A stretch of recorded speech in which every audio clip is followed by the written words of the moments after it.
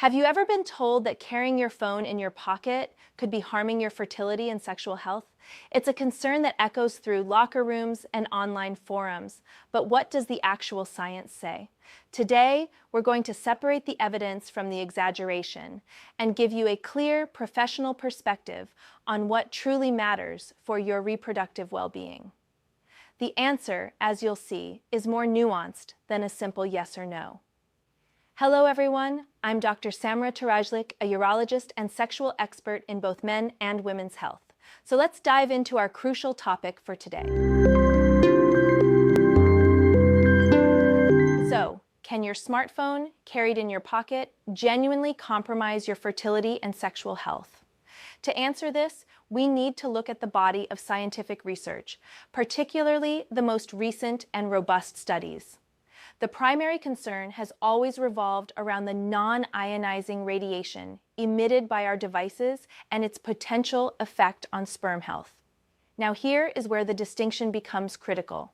A significant number of early studies, often conducted in laboratory settings, what we call in vitro studies, did observe that direct and prolonged exposure to cell phone radiation could impair sperm motility and vitality.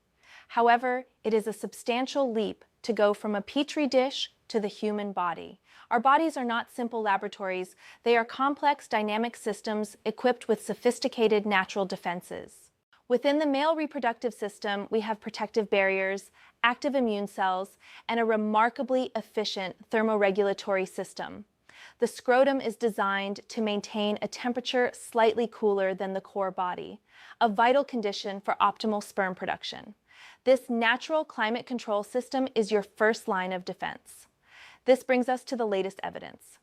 A very recent and comprehensive systematic review and meta-analysis, published in 2024 in the International Journal of Environmental Research and Public Health, has provided us with higher quality data. This large-scale analysis concluded that merely carrying a phone in your front pocket does not, by itself, lead to a definitive or clinically significant decline in semen quality or overall fertility in the general male population. So, if the simple act of carrying the phone isn't the primary issue, where does the risk lie? The evidence points us toward a more specific behavior: prolonged voice calls with the device held directly against the ear, and therefore in close proximity to the testicular and pelvic region. This sustained exposure, particularly during long conversations, appears to have a more measurable, though often modest, effect on sperm concentration and motility. It is essential to understand that, for the average healthy male, the body's resilience likely mitigates much of this effect. The impact becomes more clinically relevant for men who already have underlying risk factors for infertility. Conditions like varicocele, which is a swelling of the veins within the scrotum, or clinical obesity, can already place significant stress on sperm production. In these cases, adding the potential thermal and electromagnetic stress from a phone during long calls could act as an additional burden. Therefore, based on the current scientific consensus, here are some practical, prudent measures you can adopt, especially if you are planning for a family or have known fertility concerns. First, for extended phone calls, make it a habit to use the speakerphone function or a wired headset. This simple step maintains a safe distance between the device and your pelvic region, effectively minimizing any potential exposure. Second, cultivate a healthy boundary with your technology, especially at night. Avoid sleeping with your phone directly next to you in bed. Not only does this reduce any unnecessary exposure, but more importantly, it significantly improves your sleep hygiene by minimizing blue light disruption and mental stimulation. Remember, quality sleep is a cornerstone of hormonal balance and overall health. And this leads me to the most powerful point of all. While we focus on phones, the most definitive factors for your sexual health and fertility are the foundational pillars of wellness.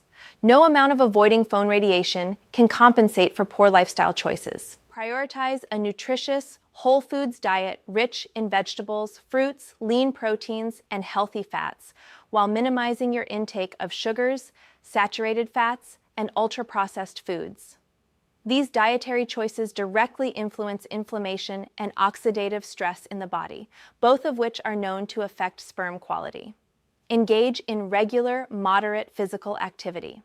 Exercise is a powerful regulator of your endocrine system, helping to maintain balanced hormone levels that are crucial for libido and reproductive function.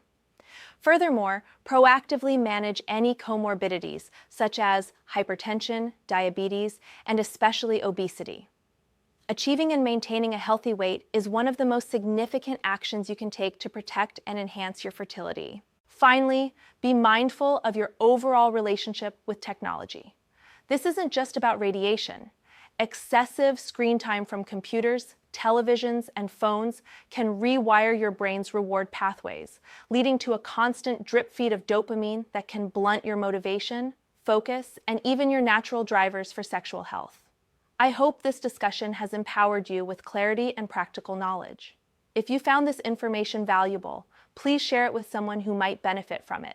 Spreading science-based health information is how we build a healthier community together.